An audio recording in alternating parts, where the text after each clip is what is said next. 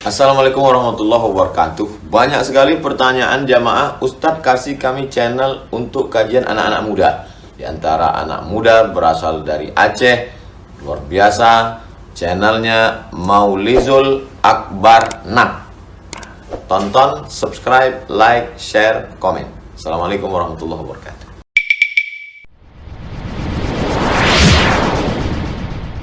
Patut dikhawatirkan kalau seandainya ada satu penyakit yang membuat terhalang masuk surga, yaitu ketika suami meninggal lalu warisan tak dibagi-bagi, Pak.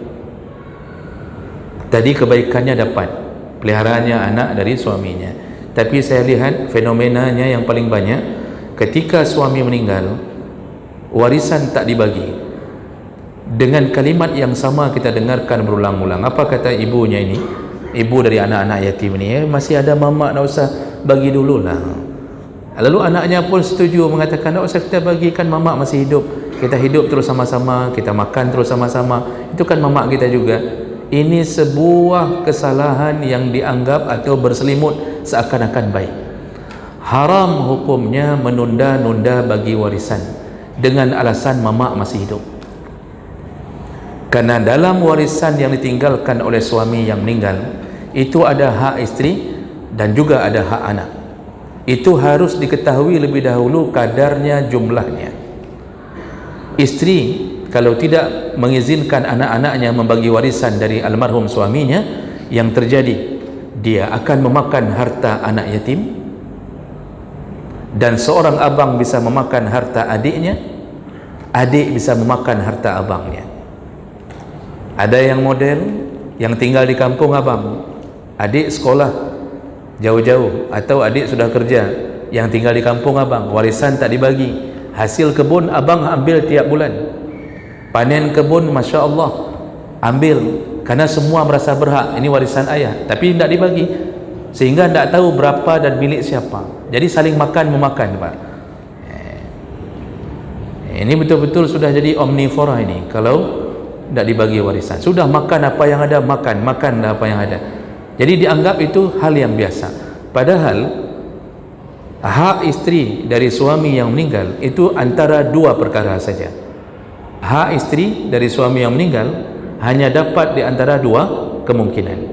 Kalau dia punya anak, kalau almarhum si mayat punya anak, maka isteri berhak mendapatkan harta suaminya hanya 1/8. Kalau almarhum tak punya anak, baik anak kandung dari isteri ini atau dari isteri lain, yang penting mayat tak punya anak. Begitu juga tadi, kalau mayat punya anak, baik anak dari isteri ini atau mungkin dari mantan isteri yang lama, yang penting almarhum punya anak, isteri tetap 1/8. Oh, isteri jumlahnya 4 orang, 1/8 bagi 4. Makanya kenapa perempuan tak mau dimadu, salah satunya warisan makin mengecil.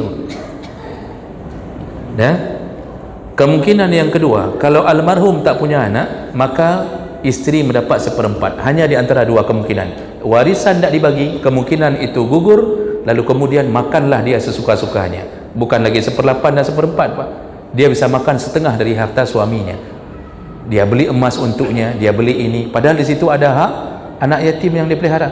Sisa daripada harta antara 1/8 atau 1/4 milik isteri, semuanya milik anak.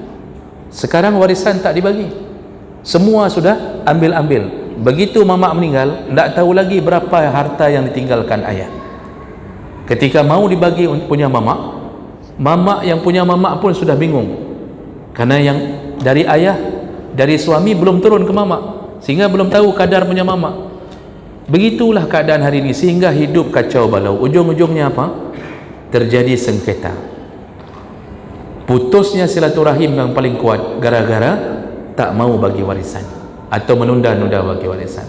Saya sudah lihat, Pak, satu tempat, kebetulan saya ada di tempat itu, lalu di kantor ini dikumpulkanlah keluarga. Ini kantor kecil ini, Pak. Dikumpulkan keluarga besar, pulang dari Jakarta, dari Medan, macam kumpul nih. Kebetulan kami ada pengajian di samping kantor kecil ini. Lalu saya tanya sama Pak Kecil, ada apa Pak Kecil rame-rame ini, keluarga besar, adik-beradik semuanya, ada masalah apa? warisan dah bertahun-tahun tak dibagi. Ini mereka kita kumpulkan untuk berdamai, untuk buat warisan. Begitu akhirnya masuklah ke dalam ruangan itu. Kami pengajian di samping kantor itu. Ketika sedang pengajian, Pak, tiba-tiba terdengarlah teriakan di dalam ruangan itu. Ya, teriakannya teriakan orang histeris, kemudian terdengar suara lemparan, ya, kemudian cacian, semuanya kacau balau dan satu persatu keluar dari ruangan itu. Ya, kami kan cuma bisa lihat. Lalu saya tanya ke Pak Kecil, ada apa? Tak ada lagi yang tahu berapa jumlah warisan sehingga saling merebut. Yang dilempar apa? Aqua gelas ke muka abang kandungnya, dijambak muka rambut adiknya gara-gara menunda-nunda warisan.